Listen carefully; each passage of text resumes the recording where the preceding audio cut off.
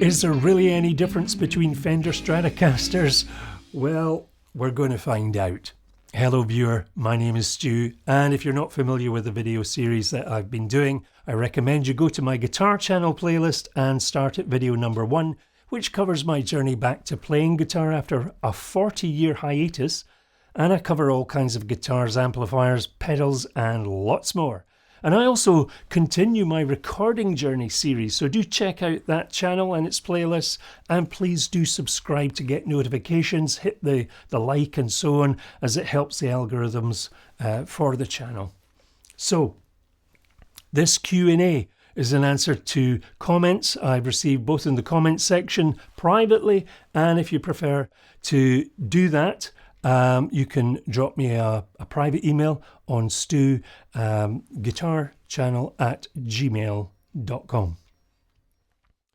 In the previous Q&A video, we looked at music for the film TV industry, and in this video, I was asked to give more detail about the Fender Stratocasters that I briefly showcased in video number 9, What's with Relic Guitars? Okay, so let's get down to business. I have here 4 USA built Stratocaster guitars, and without going into the nitty gritty of detail, I'm only going to mention 1 or 2 features, because if you're a Fender Strat lover and if you don't already own one, I recommend this particular book on Fender Strats, as it does do a pretty good job of telling the Fender Stratocaster story. So generally speaking, as a quick overview, Fender has entry-level products in the form of the budget Squire branded model, and that's made in the Far East. You then have those made in Japan, titled MIJ, and others that are made in Mexico, and they would be MIM, all of which are very well made and are very good instruments. Then you have these USA built Fenders made at the Corona factory in California. And as for these American built guitars, there are quite a few models to choose from, but what I've got here are some fairly traditional popular choices. So the first is an American Professional, the first of its type, and it has Mod1 pickups. The second here is a reissue, 1950s. It's a 2-tone Sunburst. It's a relic model, and it has Fat 50 pickups. The third, a reissue, and it's a late 64, and it's a 3-tone Sunburst. It's a relic model also, and it's got Fat 60s pickups. And the fourth here on my left is a reissue. Again, it's a 1961, and it's roasted, and it has Texas Special pickups. So, before I let you hear them on their own, I will say this. Every guitar here feels different to hold. They all have their own presence. And of course, a specific area of difference is in the neck profiles, type of fret wire used, and in some cases, the body curves are just very slightly different. And of course, we also have differing weights in regard to the woods used. And in the case of the American Pro, it doesn't have a worn neck like the relic models, but has a satin finish. And the 50s model has a maple board compared to the others with rosewood. So yes, as you would expect, they all feel different to hold and to play. Now, if you're looking to purchase a Strat along these lines, you may have a preference which is important to you. And if that's the case, then you need to get along to a shop, and you just have to try out the different choices for yourself.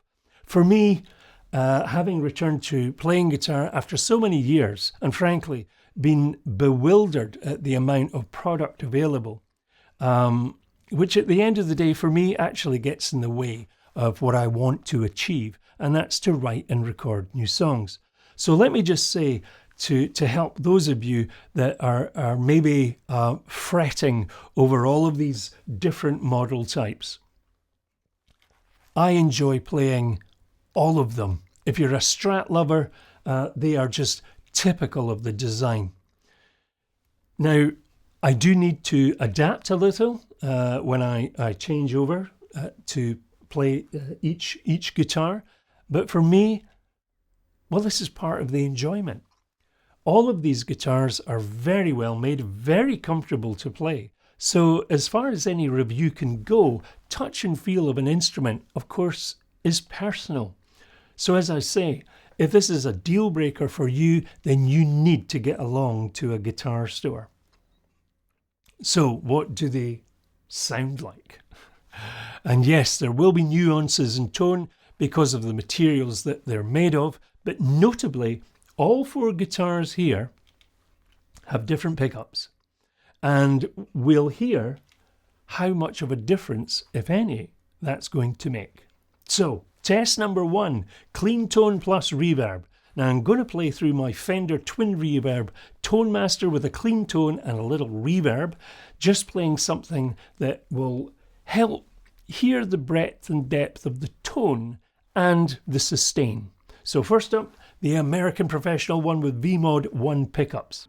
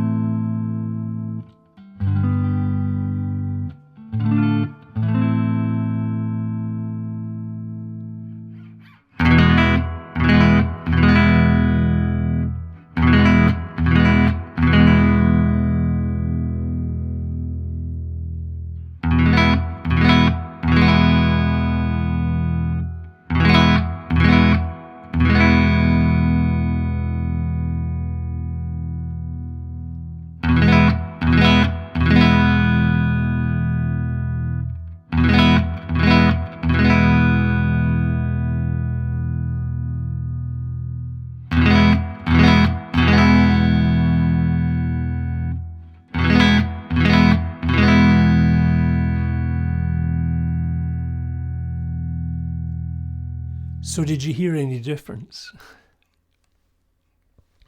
Test 2, overdrive plus reverb. So first up, the American Professional, again with the V1, these Mod1 pickups.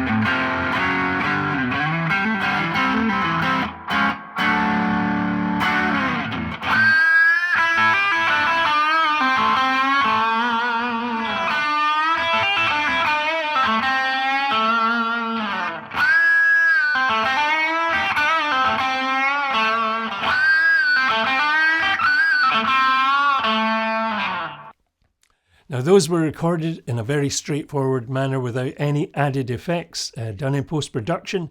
You have a Sennheiser MD421 on the Fender Twin going into a small mixer, along with that Sennheiser MKH50 used to pick up some room tones. And this is recorded into a broadcast camera recording at 48 kilohertz.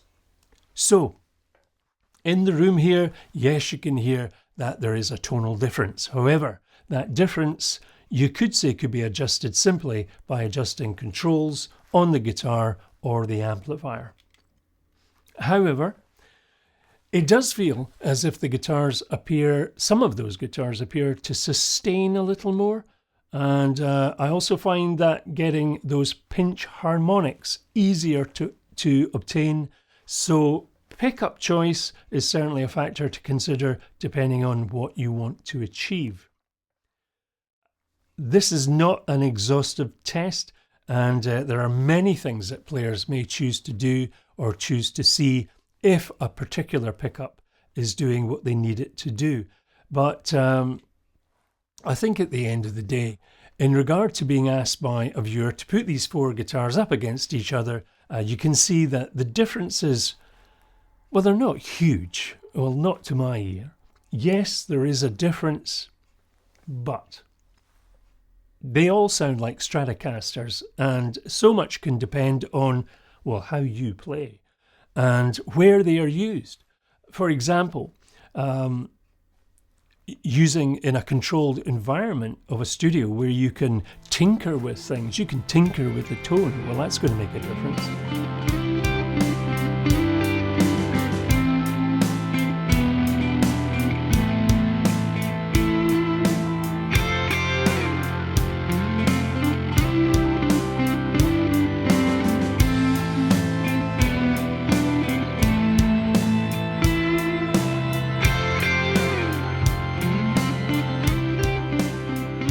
Or what about a live performance going through a big PA system in a big venue?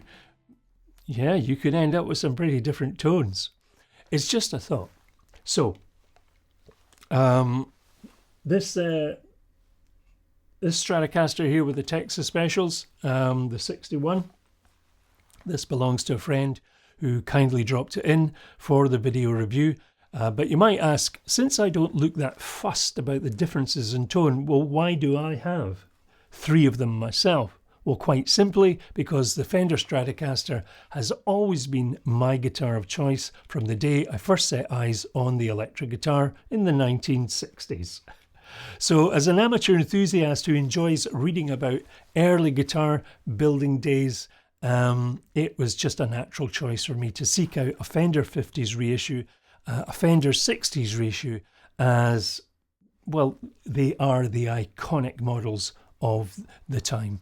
And to complete the collection, a modern appointed model for studio work. And at that time, when I chose this was the first of the line, the American Pro First Edition.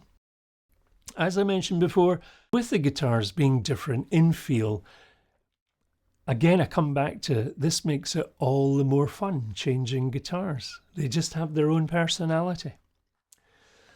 So as far as cost, or perhaps other choices, be it real vintage stock models I'm talking about here, well, if you're prepared to pay a hefty price tag for those, and do beware, because some of those old vintage guitars, they're not as good as they're always cracked up to be. Or if you are going to have something custom built to your own tastes by a Fender master builder, well, again, that's a route you can go down. I found the off-the-shelf American Pro Stratocaster guitars very well made, and the one that you see here, this particular model, does have a poly finish, which I like on the modern models because it's nice and hard wearing, and therefore it's not so easy to scratch. And I did a video on that if you want to see that. And in regard to the custom shop guitars, they're all relict, but relict or not, again, very well made, very nice to play. There is a definite move up in the feel of the custom shop guitars. Now, again, there are some folks who may not agree. They may not like these guitars at all, and that's possibly because they're more used to a modern build guitar, something like a Super Strat, and these certainly do have a very different feel. Very nice to play, by the way. So, thinking back in the early 1970s, there wasn't much choice for the average enthusiast guitar player, but today the choices are somewhat overwhelming, and to some degree, as I mentioned, I find that can actually, it can kind of get in the way of producing music with the instrument. Unless, of course, your main hobby is actually collecting guitars. So I hope that proved to be helpful. Do comment below and let others know of your experiences, and if you have particular considerations when buying a guitar. In the next Q&A video, we'll take a look at a very interesting topic, and that's music and spirituality. What, if anything, inspires you or motivates you to play or to write material? And I hope to interview a number of musicians on that topic. And if you'd like to join in, why don't you drop me a message? So, please do subscribe to get notified, ring the bell and so on. As I say, it helps the channel. And please do share your own experiences below, whether a newcomer, an ongoing player, or like me, an old hand returning to guitar playing. And I always take time to engage with folks who take time to comment. So, until next time, the journey continues. Take care.